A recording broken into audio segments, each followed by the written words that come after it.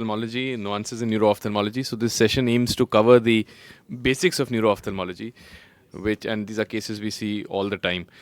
I have with me now Dr. Ankur Sinha, who's coming from Jaipur, and he's going to talk about tips of an effective neuro-ophthalmology exam. Over to you. Thank you, Digvijay, and thank you, AIOS. So I think we'll have a chit chat amongst us. So I'll be talking about tips of an effective neuro-ophthalmology exam. So for all diseases, we start the examination in terms of clinical evaluation. So it involves the history taking, which would be the ocular examination, visual acuity, fields, pupil, fundus. Then we'll talk about systemic examinations, and then certain investigations, which could be the ocular or the systemic. Now, always elicit the onset of vision loss, because if the vision loss is acute or hyperacute, that is occurring within seconds to minutes, it is either a vascular or a traumatic cause. If it's occurring over a period of hours to days, it could be inflammatory or elevated intraocular pressure. If it is occurring, which the occurrence varies from hours, days, or weeks, it could be a space-occupying lesion or a chronic degenerative changes within the optic nerve or in the retina. So history taking is very important. Look for the onset, whether it is the recent or the long-standing one, the symptoms, whether improving or worsening, associated complaints like headache, vomiting, seizures, systemic history of neurological deficit or comorbid illness, family history of hereditary neuropathies and autoimmune conditions, and treatment history in terms of medications and previous investigations, because some medications can manifest in their side effects as neuroophthalmic disorders. Now, it is very important to have the baseline visual acuity, because even if the patient has lost vision, we should know that how the vision was, and it can help us finding out the cause of the disease sometimes. Snellen's acuity is adequate. You don't need a kind of ETDRS always, but check the best corrected visual acuity with the refractive error and the pinhole. Also check the near visual acuity, because it is sometimes lost early in the neuroophthalmic disorders. Bedside visual fields does have a role, so you can always get a confrontation visual field, which may help us in terms of pituitary adenoma, ischemic neuropathies, papilledema. And they are also a good guide to make the patient aware that what the patient is missing and what are the potential risks of the particular neuroophthalmic disease which we're talking about. So the patient looks, the right eye looks into the left eye of the examiner, and we ask the patient to count the fingers or see the fingers or the hand movements in various quadrants so that we can know. And here we are looking in terms of vertical as well as horizontal midlines, if you're thinking in terms of space occupying lesion versus an ischemic optic neuropathy. Never miss pupils, never dilate the person, person in the OPD by a blanket kind of an order to the staff that all the patients should be dilated, because you assess the pupil size, the reactions, the near response, and the pupillary dilatation reaction, and also test the RAPD if possible. We don't need, various kinds of pupil gauges or handheld pupillary cameras. We just need a scale or a pupil marker, usually behind our occluder, to assess the size of the pupil, which can be easily done in the OPD. So assess the pupil size, check for the diameter in the darkness, light and near. A difference between the two eyes of more than 0.4 millimeters can be termed as an isochoria. Check the reaction of light. For that, dim the surroundings. Ask the patient to look for distance. Do not ask the patient to attempt for near vision. And check the pupillary escape, which is dilatation followed by constriction followed by dilatation, which is seen in optic nerve and retinal disorders. Check the latency and speed of constriction.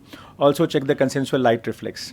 So also check the near response in terms of near triad. Again, a dim light and accommodative target should be used in these patients.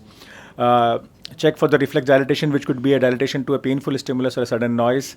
Dilatation lag may point, and within an isochoria may point towards Horner syndrome, and sometimes it can be normal. In the light near dissociation, the reaction to light is always impaired, and the near the constriction is always there. Check for the RAPD, which can be tested with the help of Marcus gun phenomenon, where we cover the light and see the response of the abnormal eye. Or it can be done with the swinging flashlight test, which I think we all know how to do it. You can always do an edge light pupil cycle time with a slit lamp, which is very handy. It is useful in when the diseases are similar, having involvement of both the pupils. So what we do is we place a small, So we put a small light beam, so it causes constriction of the pupil, and it cuts off the light, so the pupil dilates again.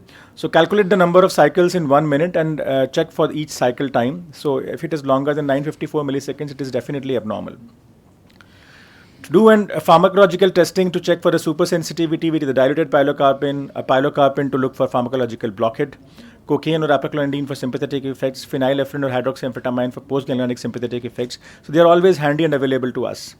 Now this is a case of 12-year-old boy with a drooping of lids and right eye mild ptosis. So we can see that the right eye pupil is smaller as compared to the left eye.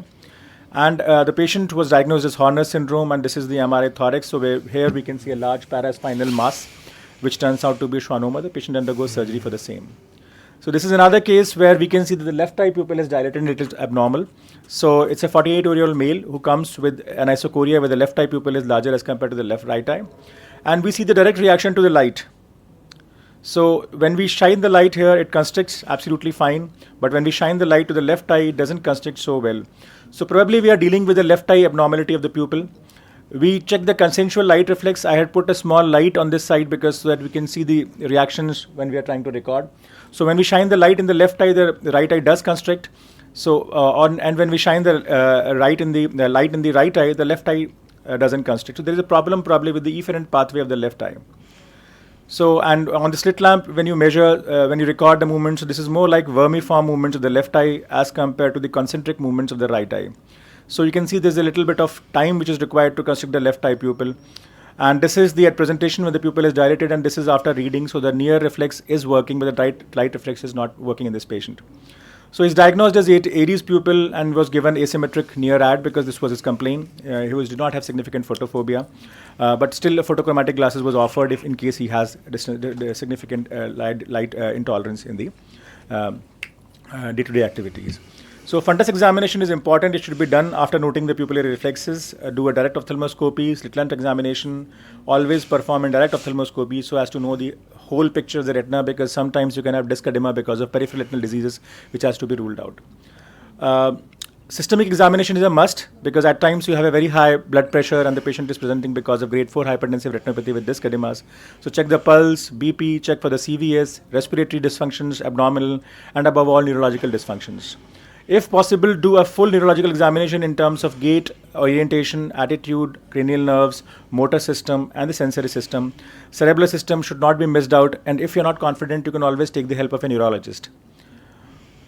Check for the ophthalmic investigations like the color vision, contrast, visual fields, and the visual evoked responses or other tests which can be done for these patients in terms of optic nerve function. Check for the color vision because it may be impaired in the optic nerve disorders, especially the red-green one. The macular disorders will have blue-yellow dysfunction. Optic neuritis can be have a red desaturation. So formal testing should be done with the help of Ischiaras or any other forms of color vision. Contrast sensitivity is a very sensitive tool. It may sometimes be affected before the visual acuity, especially in the optic neuritis, and it should be done in these patients. So a formal contrast sensitivity measurement is usually available in most of the electronic visual acuity testing meters, so we can always do on them.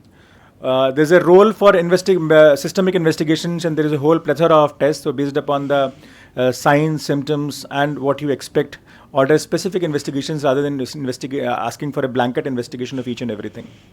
Montougs can be important because the TB can manifest like any neurological disorder or neuroophthalmic disorder. Radiological investigations may include chest X-ray, CT scan, MRI of brain and spine. So in the end, I would just like to say a methodical exam and a good workup is a must to arrive at a good diagnosis, which can sometimes be life-saving for the patient. Thank you. Thank you, Dr. Ankur, for covering that and kick-starting